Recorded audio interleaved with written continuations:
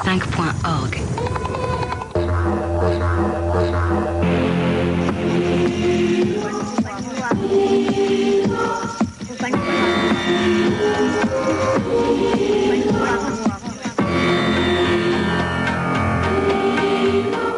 Bonjour.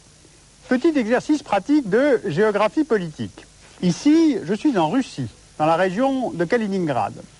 En face commence l'Union européenne, avec la Lituanie. Et ce qui fait frontière entre les deux, c'est ce fleuve, le Niémen. Alors comment fonctionne cette enclave de Kaliningrad, une île russe au milieu des terres européennes? Eh bien, pour le comprendre, regardons tout de suite une carte. La région de Kaliningrad est au bord de la Baltique. Elle est frontalière de la Lituanie au nord et à l'est et de la Pologne au sud. Elle se trouve à 160 km de Gdansk, 60 km de Berlin et à plus de 1200 km de Bruxelles ou de Moscou. Et pourtant, Kaliningrad est russe. C'est l'un des 89 sujets de la Fédération de Russie. Mais depuis la fin de l'Union soviétique, elle est séparée du reste de la Russie. Il faut passer 3 frontières pour rejoindre Sovk, la ville russe la plus proche, à 600 km de là. Kaliningrad fait 15 000 km², soit l'équivalent du land allemand de Schleswig-Holstein ou une région française comme la Franche-Comté. Elle a 950 000 habitants, dont la moitié vivent dans la capitale, qui se nomme également Kaliningrad. Kaliningrad du nom de Kalinin, président du Soviet suprême jusqu'en 1946. Le reste des habitants de cette région vit surtout dans les villes de Sovietsk, Tchernakovsk, Baltisk. 78% de la population est russe, 8% biélorusse, 7% ukrainienne, 2% lituanienne. La population restante se composant de Polonais, d'Allemands et au fond de quasiment toutes les nationalités de l'ex-URSS, arméniens, azéris, kirghizes, kazakhs. Alors de quoi vit-on dans cette enclave? La filière bois et papier, l'électronique avec fabrication de télévision et surtout l'exploitation du pétrole sur terre et en offshore depuis fin 2003 grâce à la mise en service du gisement D6. Avec 10 millions de tonnes de réserves prouvées, ce gisement va permettre à la compagnie Lukoil de doubler ses revenus, donc aussi ceux de la région. Lukoil contribuant déjà à 15% du budget régional. D'ailleurs, on parle souvent de Kaliningrad comme la Lukoil City. Et puis enfin, il y a l'exploitation de l'ambre, 90% des réserves mondiales se trouvant à Yantarny, au nord de la ville de Kaliningrad. Alors on l'a vu sur la carte, Kaliningrad s'ouvre sur la Baltique. La région a donc une économie très tournée vers la mer. Deuxième flotte de pêche de toute la Russie, nombreuses conserveries de poissons. Elle a plusieurs ports, celui de Kaliningrad, qui est en fait un port fluvial sur la Pregolia, relié à la Baltique par un chenal de 42 km de long. Le port de Svetli, tourné vers la pêche, et avec un terminal pétrolier depuis l'an 2000. Et enfin, le port militaire de Baltilsk, où un port civil est en construction pour les containers, pour développer les liaisons maritimes avec la Pologne voisine et aussi pour le tourisme. Car cette région, en fait, dispose d'atouts qui ne sont pas négligeables. Plusieurs stations balnéaires, Svetogorsk, Zelenogradsk, Pionerski, le long de la Baltique, qui était d'ailleurs très prisé à l'époque soviétique. Un site naturel unique, le cordon des Cours, classé au patrimoine mondial de l'UNESCO, puis plusieurs lieux d'intérêt historique, car Kaliningrad, avant 1945, je vous le rappelle, c'était Königsberg, la capitale de la Prusse orientale. Or, il ne reste presque rien du passé allemand de cette ville. Hormis le tombeau du philosophe Kant et les lieux des grandes batailles napoléoniennes comme Friedland, Eylau ou Tilsit, car la Prusse orientale et Königsberg ont été considérés par les soviétiques comme le bastion du militarisme allemand. Après 1945, le pouvoir soviétique en a donc fait disparaître toute trace pour les couper de leurs racines et ainsi tenter de mieux assimiler ce nouveau territoire.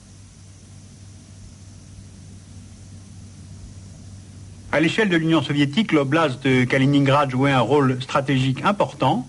La Baltique alors était le lieu d'affrontement entre Est et Ouest, pacte de Varsovie face à l'OTAN.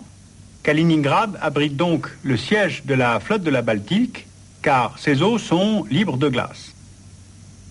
Mais avec la fin de la guerre froide, Kaliningrad n'a plus cette importance. Les effectifs de la flotte de la Baltique sont passés de plus de 100 000 hommes en 1991 à 10 000 à peine aujourd'hui.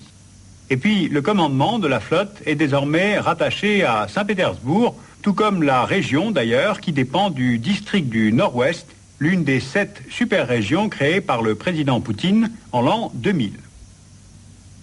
Kaliningrad représente à peine 0,1% du territoire de la Russie, le plus grand pays du monde, si bien qu'on l'appelle familièrement Petite Russie, pour l'opposer à la Grande Russie, mère patrie presque voisine.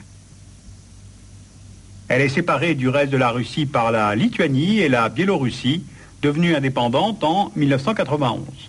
Alors elle se retrouve maintenant dans une situation entièrement nouvelle, car enclavée au sein de l'Union européenne à partir du 1er mai 2004. Alors regardons les conséquences sur Kaliningrad et sur les relations entre la Russie et l'Union européenne. On voit bien sur la carte que la frontière entre l'enclave et la Pologne d'une part et la Lituanie d'autre part va devenir une des frontières extérieures de l'Union européenne. Or, du fait de cet enclavement, seule la Lituanie permet le transit routier et ferré des habitants de Kaliningrad vers la Russie. Alors, comment concilier libre circulation des Russes au sein de leur propre territoire et respect des accords de Schengen? En novembre 2002, Bruxelles et Moscou se sont mis d'accord sur la mise en place d'un document de transit facilité. Il s'agit d'un visa qui ne porte pas son nom, qui est gratuit ou qui est à prix modique pour les entrées multiples, qui permet le transit entre Kaliningrad et le reste de la Russie. Cela permet à Bruxelles de contrôler les flux, tout en promettant en échange de financer une étude de faisabilité pour la construction d'un TGV sans arrêt via la Lituanie. Ainsi, la Lituanie ne craint plus, avec ce projet, de devenir un membre de l'espace Schengen de seconde zone. Et Moscou, de son côté, est rassuré, car la mise en place de visas pouvait conduire au développement de tendances séparatistes dans la région de Kaliningrad et éventuellement même à une instabilité.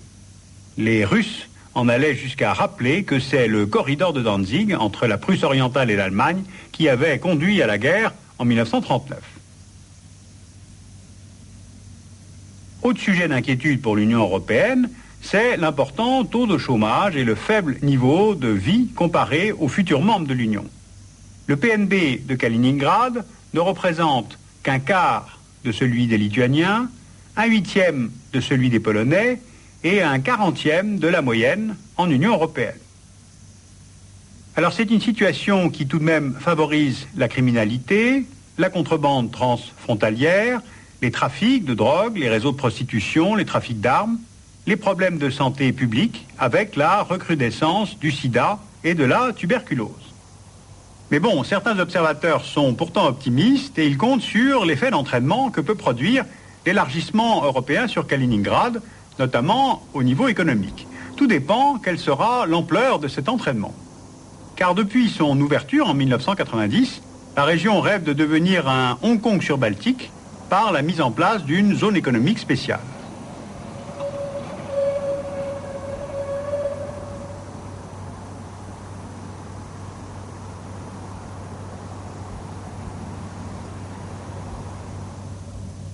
Kaliningrad compte sur sa situation de carrefour pour devenir une tête de pont du commerce russo-européen. Cela dit, du fait des sensibilités historiques, on voit que l'Allemagne reste plutôt en retrait dans la région. Elle s'en remet à l'Union européenne et ses Länder. Ainsi, le Schleswig-Holstein et le Brandebourg, qui sont très liés historiquement à la Prusse orientale, mènent aujourd'hui des politiques de coopération avec Kaliningrad dans divers domaines. BMW, par ailleurs, a installé une ligne d'assemblage pour ses voitures destinées au marché russe. Les voisins polonais et lituaniens sont les plus actifs économiquement, tout comme ses deux voisins baltiques, le Danemark et la Suède, qui se préoccupent du devenir de l'enclave, plus particulièrement au niveau de l'environnement, de la santé publique et aussi de la sécurité régionale. Mais dans l'ensemble, les investissements étrangers sont restés plutôt faibles.